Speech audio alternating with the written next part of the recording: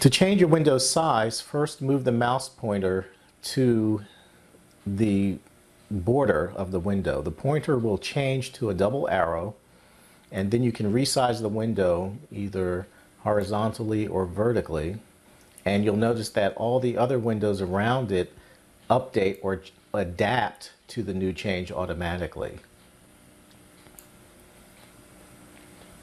Each manager has its own menu bar, and menu bars, all of the menu bars in Cinema 4D have the following features. They have similar features. They each have submenus.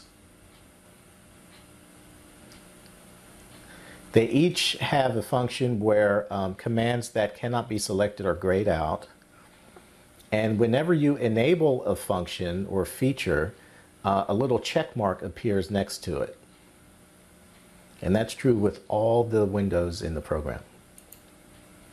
Now let's talk about the main window here, the view panel. The view panel is a collection of up to 4 viewports.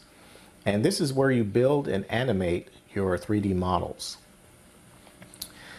This is the object manager, and it's used in conjunction with the viewport, the view window.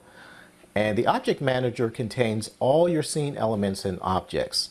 You can group objects using a hierarchy, which is a common method of organizing elements in a 3D model.